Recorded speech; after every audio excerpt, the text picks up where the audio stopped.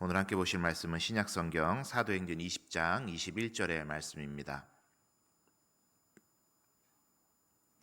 우리 이 말씀을 한 목소리로 같이 한번 읽어보겠습니다. 시작.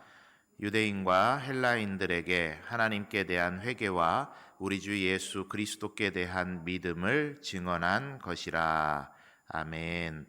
오늘 웨스트민스터 신앙고백 소요리 문답 83번째부터 85번째까지의 내용을 전체적으로 요약을 해서 말씀 함께 나누고 그렇게 기도하도록 하겠습니다. 83문부터 5문까지 제가 적어놨는데 이것은 여러분께서 나중에 참고적으로 한번 읽어보시면 되겠습니다. 전체적인 내용은 1번과 2번에 적혀져 있는데 죄의 크기와 죄의 결과 그리고 자신을 살피는 겸비함이라는 내용으로 오늘 이 내용의 말씀을 함께 나누도록 할 텐데 우리 먼저 1번 먼저 같이 읽어보고 시작을 하도록 하겠습니다. 죄의 크기와 죄의 결과 한번 같이 읽습니다. 시작. 제14문을 통해 우리는 죄란 하나님의 법을 순종함에 있어 부족하거나 하나님의 법을 어기는 것이라고 배웠다. 그런데 이 죄에는 더 가증스러운 죄들이 있음을 성경은 말하고 있다. 우리는 반드시 이 죄의 문제를 해결해야 하고 그렇지 않으면 죄에 따른 진노와 저주가 금생과 내생에 있음을 알아야 한다. 학교에서 윤리 시간에 배웠던 그런 기억이 있습니다. 선생님께서 가르쳐 주신 내용 중에 범죄 중에는 특수자가 붙는 범죄가 있다. 그렇게 일러주셨습니다. 특수절도, 특수강도, 특수폭행 이렇게 특수자가 붙는 범죄들이 있다는 거죠. 이 특수라는 말이 붙게 되면 계획된 범죄 혹은 계획해서 도구를 사용한 범죄 이런 것에 특수자가 붙는다 이렇게 알려주셨습니다. 도니궁에서 고민을 하면서 걸어가고 있는데 남의 차에 문이 잠기지 않았는데 그 안에 지갑이 있는 게 눈에 보인 거죠. 그 순간에 욕심이 올라오는 그 마음을 다스리지 못해서 다른 사람의 지갑을 들고 갔어요. 절도죠. 그런데 그렇게 한번 해보니까 쉽게 손에 돈을 넣을 수 있다라는 생각에 잠긴 차문을 내가 어떻게 빠르게 열어서 지갑을 남의 것을 훔쳐볼까라는 계획이 서고 도구를 준비하고 사람이 차를 파킹을 하고 집에 들어가는 것을 기다리고 있다가 한적한 틈을 타서 차문을 열고 지갑을 훔쳤다. 치밀하게 계획을 세워서 도구를 써서 했다. 그러면 특수 절도가 된다는 거죠. 이 두 범죄는 형량이 아주 다르다는 겁니다. 왜냐? 죄질이 다르기 때문이라는 거죠. 여러분, 하나님 앞에 죄는 다 같은 죄일까요? 다 같은 죄일까요? 그렇지가 않다라는 거예요. 여러분, 우리가 주일에 예배를 드리면서 사죄의 기도를 드립니다. 예배 시간에 하나님과 사람 앞에서 지었던 죄와 허물을 우리가 참회하는 마음으로 기도하겠습니다 라고 하고 우리가 같이 회개의 기도를 드리죠. 여러분, 그때 기도하실 때 내가 일주일 동안에 죄를 지었던 이 죄는 하나님 앞에서 좀 더 무거운 죄겠다 해서 좀 더 시간을 가지고 기도하고 이 죄는 좀 간단한 죄지 하나님께서 금방 용서해 주실 만한 죄지 싶어서 짧게 기도하고, 여러분 혹시 그렇게 기도하고 계십니까? 잘 그렇게 하지 않는 것 같아요. 보통 우리가 신앙생활 하면서 무의식적으로 죄는 그냥 죄 이렇게 생각하고 넘어가는, 통합해서 생각하는 그런 경향이 있습니다. 죄의 크기와 상관없이 그 죄를 속죄하는 능력은 오직 예수 그리스도 주님의 보혈이면 충분합니다. 주님의 보혈이면 다 돼요. 그러나 하나님께서 더 가증스럽게 여기시는 하나님 앞에서 죄의 크기가 있음을 성경이 우리들에게 이야기를 해주고 있다라는 겁니다. 거기 실려있는 여러분 말씀을 보시면 그 에스겔서의 말씀과 요한 1서의 말씀 위쪽에 두 말씀이 적혀져 있는데 우리 한번 같이 읽어보실까요? 에스겔 8장 15절의 말씀 읽어봅니다. 시작. 내게 이르되 인자야 내가 그것을 보았느냐 너는 또 이보다 더 큰 가증한 일을 보리라 하시더라. 요한 1서도 읽어볼게요. 시작. 누구든지 형제가 사망에 이르지 아니하는 죄 범하는 것을 보거든 구하라. 그리하면 사망에 이르지 아니하는 범죄자들을 위하여 그에게 생명을 주시리라. 사망에 이르는 죄가 있으니 이에 관하여 나는 구하라 하지 않노라. 자, 에스겔서의 말씀에 보니까 가증한 일이 있고 더 가증한 일이 있어요. 죄에 대해서 이야기를 하는 것이죠. 네. 가증한 게 있고 더 가증한 게 있습니다. 요한 1서의 말씀에 보니까 사망에 이르지 않는 죄가 있고 사망에 이르는 죄가 있습니다. 하나님께서 생각하시는 죄에도 등급이 있다라는 이야기예요. 하나님께서 더 가증스럽게 생각하시는 죄가 있다라는 이야기죠. 자, 그것을 웨스트민스터 신앙고백서는 말씀을 근거로 해서 크게 4가지로 정리를 하고 있습니다.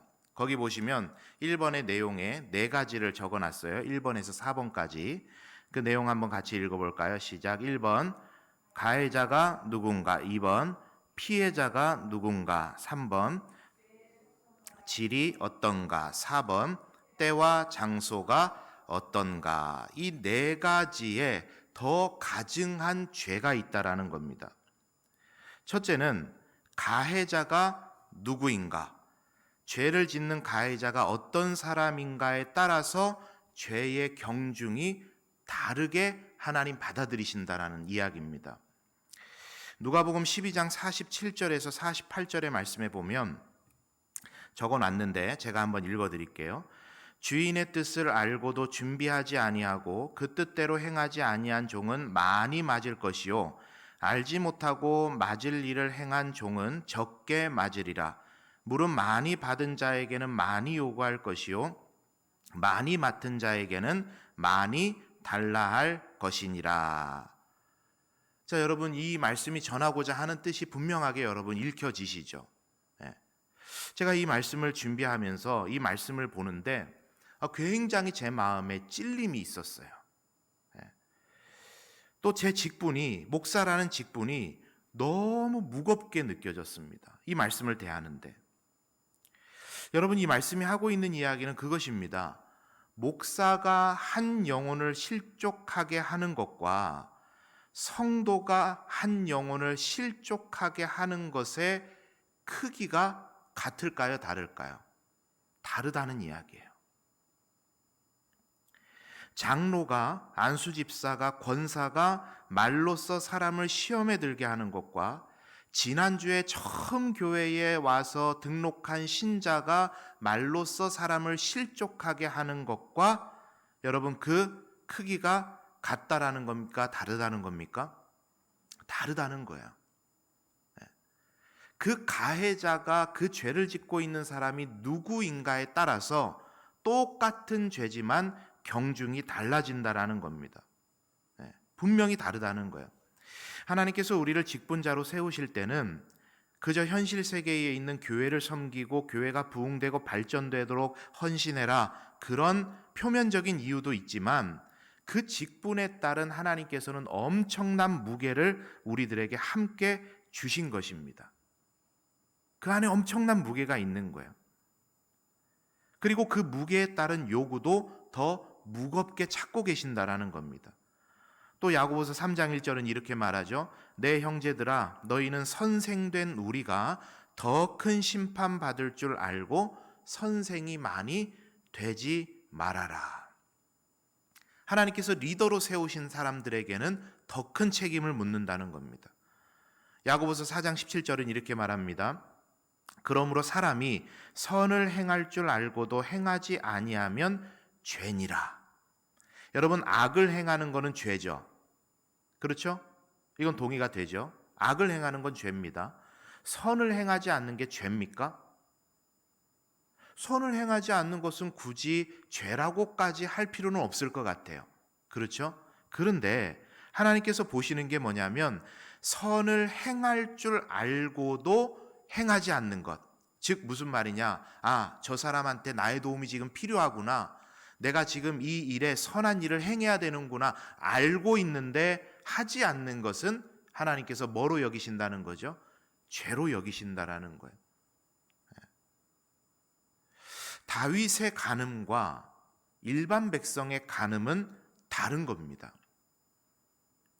솔로몬이 말년에 후궁 700명, 첩이 300명, 후궁과 첩의 차이가 뭔지 정확히는 모르겠지만 1000명의 첩과 후궁을 둔 것은 이스라엘 백성들이 일부 다처제를 하고 있는 것과는 굉장히 의미가 다른 겁니다. 왜냐? 다윗이 어떤 사람이에요? 솔로몬이 어떤 사람입니까? 하나님께서 그 삶에 너무나도 많은 은혜를 주셨고 솔로몬 같으면 어떻습니까? 이것이 삶의 지혜다 라고 하면서 잠언을 쓰고 전도서를 써서 후대의 수많은 사람들에게 영향력을 끼쳤던 사람입니다. 그 사람이 하게 되는 후궁과 첩 1000명, 이것은 다른 사람들이 하는 것과는 굉장히 다른 거라는 거죠. 하나님께서 더 가증한 죄로 여기신다라는 거예요. 그 사람이 어떤 직분을 위치에 있는가에 따라서. 여러분, 우리가 이 말씀을 대하면서 꼭 기억하셔야 되는 건 우리는 직분자입니다. 우리가 세상의 빛과 소금처럼 빛나고 맛을 내야 되는 그리스도인이라고 하는 남다른 이름표를 가진 사람들이에요. 교회에서 목사로, 장로로, 권사로, 안수집사로, 집사로 이런 직분만 직분이 아니라 우리가 세상에서 그리스도인이라고 따로 구별되어 부름받은 하나님의 사람들입니다. 그래서 우리는 하나님께서 싫어하시는 것을 이미 우리들에게 알려주셔서 알고 있는 사람들이고 세상 많은 사람들이 지옥의 멸망으로 향해 가고 있다는 것을 알고 있는 사람들입니다. 그것을 우리가 외면하면 여전히 하나님 앞에서 죄의 자리를 즐기고 죄의 말을 내뱉고 죄의 행동과 죄의 생각을 여전히 우리가 가지고 있다면 하나님께서 그 죄에 따른 징계를 훨씬 더 크게 하신다라는 것을 오늘 말씀이 우리들에게 기억을 더해주고 있는 겁니다. 여러분, 이 사실 꼭 기억하시면서 하나님, 제가 하나님의 부르심 받은 그 자리에 맞게 더욱더 하나님께서 기뻐하시는 삶을 살기 위해서 애쓰기 원합니다. 그렇게 기도하시면서 하나님 기쁨 되어 살아가시는 우리 성도님들 다 되시기를 바랍니다. 자, 두 번째가 피해자가 누구인지에 따라서 죄의 경중이 달라지는데 이 두 번째, 세 번째, 네 번째는 좀 간단하게 짚고 넘어가겠습니다. 피해자가 누구냐? 즉 내가 누구한테 지금 죄를 짓고 있느냐? 하나님께 짓는 죄, 하나님께 드리는 예배를 경시하고 손상시키는 죄, 성령의 사역에 대한 대적하는 죄, 윗사람과 지도자들에게 반역하는 죄, 연약한 형제들을 어렵게 하는 죄, 공동복리, 즉 공동체를 어지럽게 하고 공동체에 해가 되게 하는 죄, 이것 또한 하나님께서 더 가증하게 여기시는 죄다. 세 번째, 죄의 속성과 질이 어떠한가? 명백하게 십계명에 위배되는 죄, 하나님의 심판이 있었는데 또다시 범죄하는 죄, 서약한 것을 어기는 죄, 지속적으로 혹은 회개 후에 똑같은 죄를 다시 짓는 죄, 하나님께서 더 가증하게 여기신다. 마지막으로 네 번째, 때와 장소가 어떤가에 따라서 달라지게 되는데 거룩한 장소와 거룩한 시간, 즉 성전에서, 교회에서 혹은 예배 중에 짓는 죄, 이것이 하나님 더 가증하게 여기시는 죄다라고 웨스트민스터 신앙고백은 정리를 하고 있습니다. 여러분, 제가 말씀드린 것처럼 두 번째부터 네 번째는 상세하게 다루지는 않고 넘어가는데 첫 번째 말씀드린 것을 기억하시면 돼요. 내가 직분자로서 또는 구별된 그리스도인으로서 높은 도덕적 관념을 가지고 살아가면서 하나님을 두려워하는 모습으로 내가 살아가게 되면 나머지 두 번째에서 네 번째까지 말씀드렸던 것들은 자연스럽게 해결되는 것들이다. 우리가 이렇게 이해를 하면 될 것 같습니다. 자, 그리고 다음으로 넘어가면 두 번째에 자신을 살피는 겸비함이라고 했는데 우리 이 내용 한번 같이 읽어보도록 하겠습니다. 시작. 성경은 분을 내어도 죄를 짓지 말고 해가 지도록 분을 품고 있지 말라고 말한다. 그리스도인이라도 분을 낼 수 있다. 그러나 그 분이 죄가 되지 않도록 자신의 마음을 살펴야 한다. 아합 왕은 겸비함으로 자신에게 내릴 진노를 피했다. 그리스도인은 항상 하나님 앞에 겸비함으로 하나님의 진노를 사고 있지는 않은지를 살펴야 하고 이를 통해 보다 하나님께서 기뻐하시는 삶을 만들어가기 위해 영적 싸움을 싸워야 한다. 우리가 지난 시간부터 계속 이야기 십계명 이후에 드렸던 말씀이 그것이죠. 우리가 십계명을 다 지킬 수 있습니까? 없습니까? 지킬 수가 없다. 왜죠? 우리는 죄인이고 연약한 사람들이기 때문에 불가능하다. 십계명을 다 지키는 것이 불가능하다. 그 이야기를 드렸죠. 그래서 우리는 날마다 죄 가운데 빠지지 않기를 기도하면서도 똑같은 죄에 항상 빠지면서 살아가는 연약한 죄인이죠. 그러면 그것을 그대로 둘 것이냐? 그것이 아니라 우리 그리스도인들에게 자신을 살피는 겸비함이 있어야 된다라고 오늘 말씀이 이야기를 합니다. 그 내용에 보니까 아합 왕 이야기가 나와 있는데요. 아합 왕이 나봇의 포도원이 탐이 났죠. 너무 좋아 보였어요. 모르겠어요. 그 포도원이 왜 그렇게 좋아 보였는지 모르겠는데 왕이나 된 사람이 일개 한 사람이 가지고 있는 포도원을 그렇게 탐했습니다. 그래서 나봇에게 그 포도원 내가 좀 삼아 했더니 이 나봇이 이건 우리 조상들에게 하나님께서 주신 땅이라 이거를 내가 마음대로 사거나 팔거나 할 수가 없다. 이건 내가 끝까지 지켜야 될 하나님 주신 기업이다. 그렇게 이제 이야기를 하고 팔지를 않았습니다. 그런데 이 포도원이 뭐라고 이 아합 왕이요 식음을 전폐하고 알아 누워버린 거죠.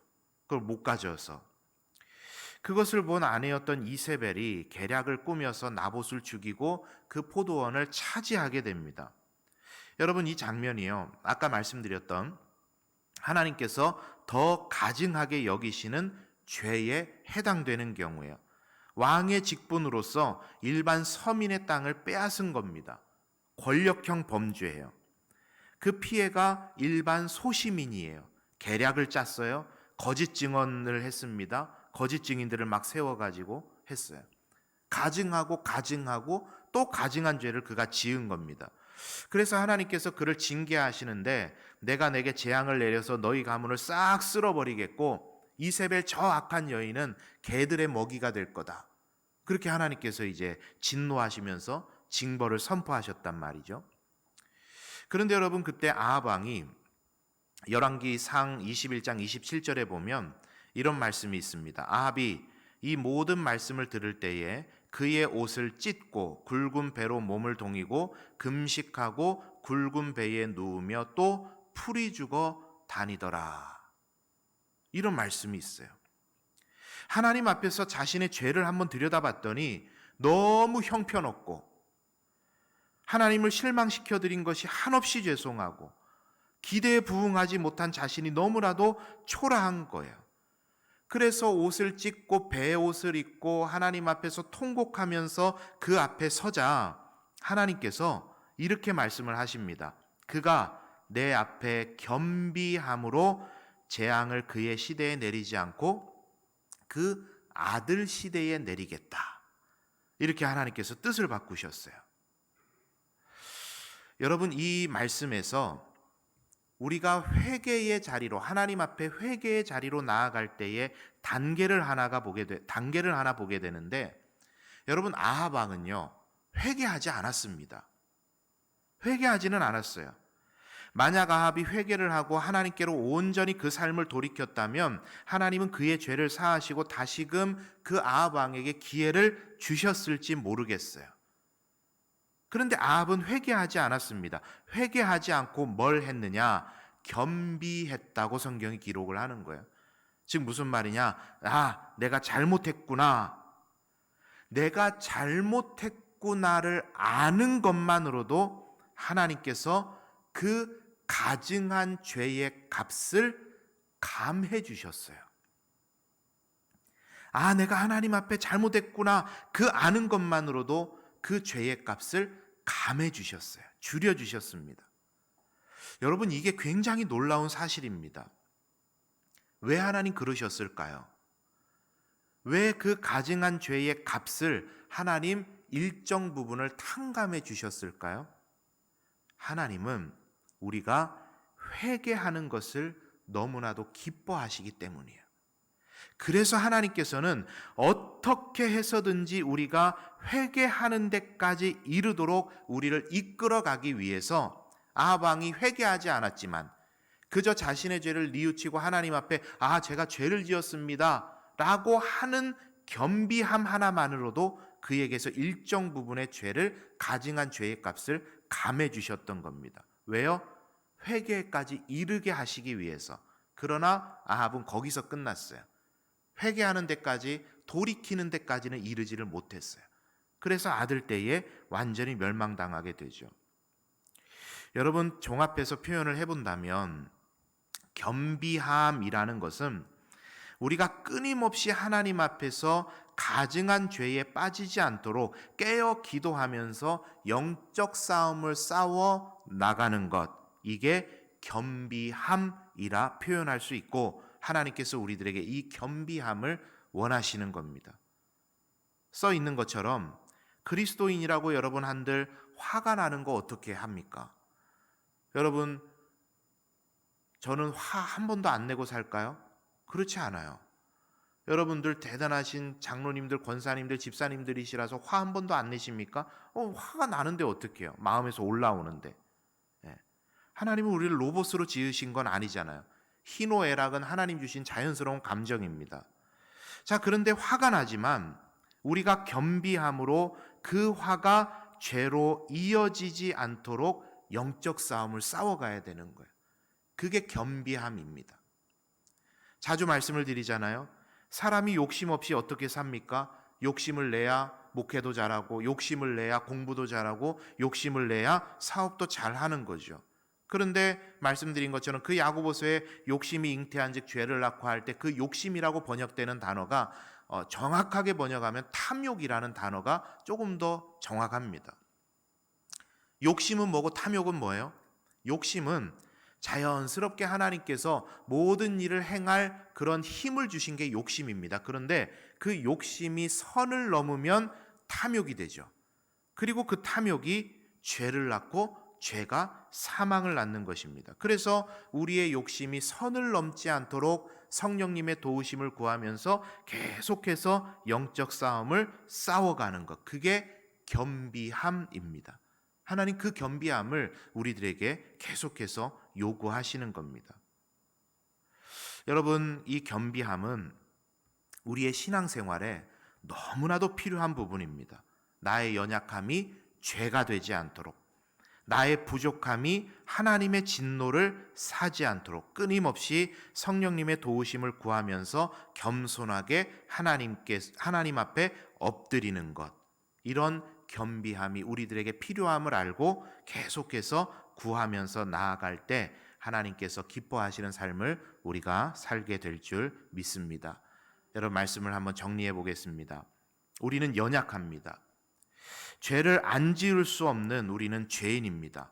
그것을 알고 하나님께서는 성령의 도우심으로 끊임없이 영적 싸움을 싸우는 겸비함을 가지고 우리가 하나님 앞에 나아갈 때 하나님께서 그 싸움 함께 싸워주시고 대신 싸워주시면서 그리스도인다운 삶을 살아가도록 우리를 이끌어 주시는 것입니다. 여러분, 오늘 하루 또 이 한 주 여러분의 평생 살아가시는 동안에 하나님 앞에 연약함을 고백하시고 우리의 죄가 더 가증스러운 죄가 되지 않도록 날마다 겸비하심을 통해서 하나님의 은혜 가운데 복된 삶을, 아름다운 삶을 살아가시는 우리 모든 성도님들 다 되시기를 바랍니다.